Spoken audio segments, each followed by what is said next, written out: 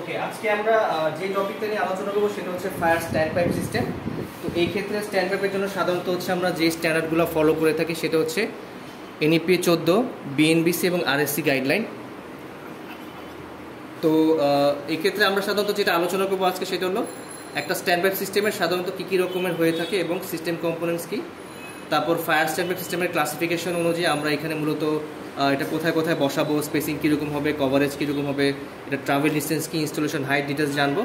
তারপর হচ্ছে design requirements, এখানে হচ্ছে আমাদের পানির ফ্লো প্রেশার কীরকম হবে। তারপর মোস্ট ইম্পর্টেন্ট স্ট্যান্ড পাইপ হচ্ছে আলোচনা করবো এটা বিল্ডিংয়ের এরিয়া সাপেক্ষে হরাইজন্টাল স্ট্যান্ড পাইপের ক্ষেত্রে কীরকম হবে, ল্যাটারাল পাইপিংয়ের জন্য কীরকম হবে। তারপর ইন্ডিভিজুয়াল ফ্লোর লেভেল, মানে দেখা গেছে যে এক একটা বিল্ডিংয়ের হাইট বিভিন্ন রকমের, সেই ক্ষেত্রে আমরা কীরকমভাবে আলোচনা করবো।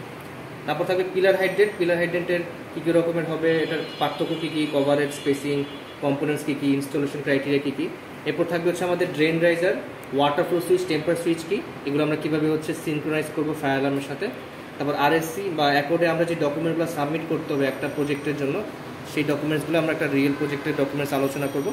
তারপর থাকবে ফায়ার ব্রিগেড কানেকশন, এটা কী কী রকমের হবে, কম্পোনেন্টস কী কী, কোথায় কোথায় বসাবো, ইনস্টলেশন হাইট কী কী, এগুলো নিয়ে মূলত আলোচনা করবো। তো আমাদের যে হ্যান্ড নোট যেটা আছে, হ্যান্ড নোটটা একটু সবাই ওপেন করেন, ডিটেল হ্যান্ড নোট যেটা দেওয়া আছে।